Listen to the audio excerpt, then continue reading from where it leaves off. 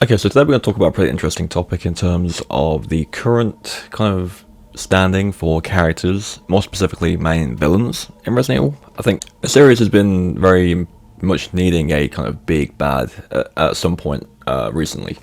More so for the fact that there hasn't really been one for a while, I would say, probably since 5 when Wesker obviously died.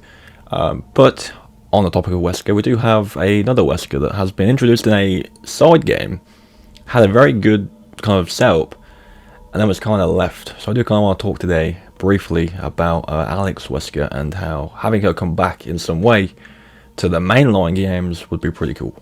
Now, I'm not going to spoil the Revelations games, more specifically Revelations 2. If you haven't played those games before, I recommend checking them out. They're very good. They're not like groundbreaking, but they are very enjoyable games, and the story is quite interesting. It does fill in a lot of kind of blanks on certain stuff, and it does introduce some pretty cool characters that, again, have kind of been set aside now. So yeah, the topic of this video mainly is talking about how the series doesn't have a big villain anymore, and that could change, don't get me wrong, it could change Resident Evil 9, if they bring kind of the connections forward, or the BSAA is being run by like a bigger kind of unknown name at the moment. That'd be pretty cool, and it does have the potential to include Alex Wesker in some way. We don't know yet, but I think what made the first few games so good was the fact that we had Umbrella, okay? They were the big, evil corporation, pretty much running the show for a long, long time. And it was always good to see the conflicts happen with them. But with 7 and 8, and I'm not digging on 7 and 8 at all, I think those games are really well done. I think they're really enjoyable games, I played them a lot. In fact, one thing I really like about 7 and 8 is how it is kind of very confined to itself, especially 7 until the very end. Like, it's just a very much a standalone thing. There's not really any direct nods to anything else until the end, or through like notes or files you can find through the game.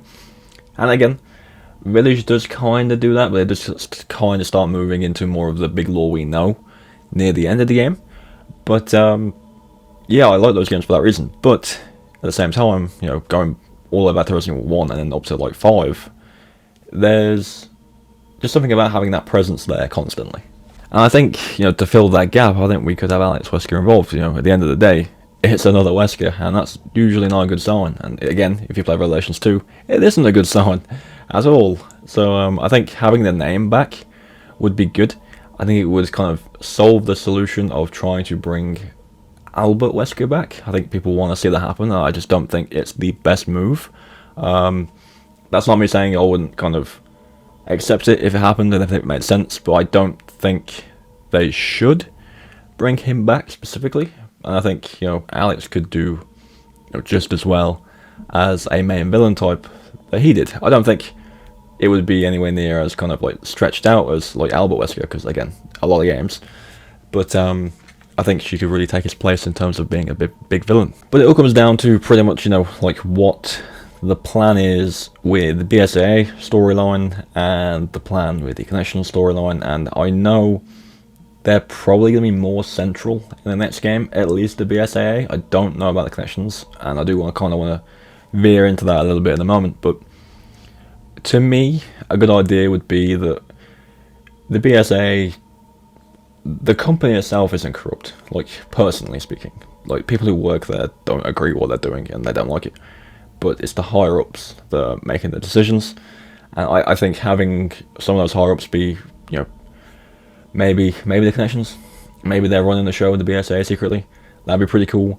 Or maybe, you know, maybe it is, you know, this old umbrella that is being run by Alex. That'd be pretty cool. There's potential there to bring characters in, or kind of bring storylines together that have been left alone for a long time. And again, this is not something that, you know, Capcom is new to doing. There's so many storylines that have kind of popped up in games that just haven't ever kind of been reintroduced. I think the biggest one I can think of from way back is Jake Wesker. Wesker's son was in Resident Evil 6. And I'll be honest, the campaign, at least the campaign in terms of like a story and development kind of level, I like that one a lot. Like, I think having Jake Wesker gonna be this arrogant merc throughout most of the campaign, but then kind of change his tune near the end was pretty cool. You know, him finding out that Chris killed his dad and stuff like that, that was pretty cool. It was good stuff. And again, with Wesker, but with Jake Wesker at least, there was Sherry as well, and you know, she would growing up at this point, and she still has like dormant G virus in her body that kind of gives her regeneration and stuff like that. It's something that was there that just kind of stopped being there after that game. And I think you can kind of say for 6, it's probably because the game didn't do so well, and obviously they had to kind of like reset the franchise. So a lot of stuff that happened in 6 was kind of just left where it was, but it still did happen. So it would be interesting to see, you know, some of that stuff come back, but I highly doubt it after all this time. I could be wrong, but yeah, there's a lot of things that happened in a lot of the older games that just don't exist anymore, or at least aren't even acknowledged anymore. But yeah, that's pretty much kind of like my opinions on current villains in the franchise. I don't think the villains in 7 and 8 were necessarily bad. In fact, I think they were very well done. Well, bar 1 actually. But I think I'll save that for another video. I'm sure people can try and guess who I'm talking about. But I think for the majority, a lot of the villains were pretty well done in these games. But they do need like some kind of like Wesker-esque type of character. And I genuinely think that Alex Wesker could be the replacement for that. I could be wrong. They could just leave the character where she was, which is interesting because it did kind of end on a bit of a what the hell's going on kind of situation. And again, I don't want to spoil the game. Definitely play it if you haven't already. I'm sure everyone else who has played the game knows what I'm talking about. But yeah, that's pretty much kind of what I wanted to talk about today. And as always, guys, leave your thoughts on like current villains in the comments. Do you want to see like a big bad return? Do you kind of prefer like the condensed games that we have now, where they're like kind of very self-contained in a way? Do let me know. But yeah, thank you for watching. And as always, guys, I'll catch you in the next one.